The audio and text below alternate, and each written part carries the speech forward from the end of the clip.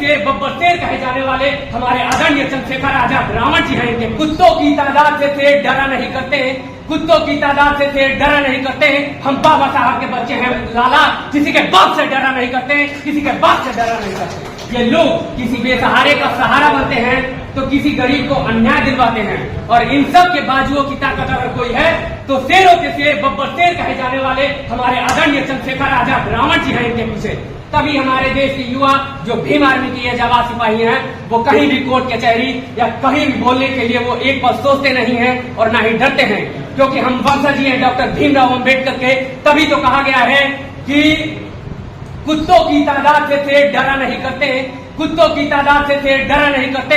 हम बाबा साहब के बच्चे हैं लाला, किसी के बाप से डरा नहीं करते, किसी के बाप से डरा नहीं करते। और महोदय, हमारे समाज में अन्याय के खिलाफ लड़ाई लड़ने वाले इकलौते नेता हमारे आदरणीय चंद्रशेखर आजाद जी हैं, जिनकी वजह से हमारे समाज में शोषित वंचित गरीबों की आवाज उठाई जा रही है। उन्होंने हमारे शोषित वंचित और गरीब लोगों के लिए इतना आवाज उठाया है और अपने सीने पर 4-4 गोलियां खाई है। तो मैं उनसे ये कहना चाहूंगा कि आप शोषित वंचित लोगों के लिए जो आवाज उठा रहे हैं, तो आपने हम लोगों के लिए 4 गोलियां खाई हैं, तो मैं आकाश कुमार आपसे कहता हूं कि आपकी ढाल बनकर हम लोग अपने सीने पे 8-8 गोलियां खाने के लिए तैयार रहेंगे। और मैं बता दूं कि हमारे देश में भीम आर्मी के युवाओं की तादाद 20% है, जो किसी भी आपदा को अवसर में बदल सकती है।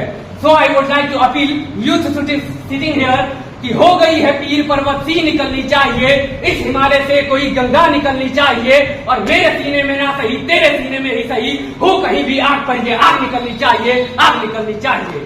और महोदय, अंत में मैं इतना ही कहना चाहूंगा, एक नारा दूंगा, आप लोग मेरे साथ बोलिएगा कि मैं बोलूंगा कि आवाज दो, आप लोग कहिएगा हम एक हैं।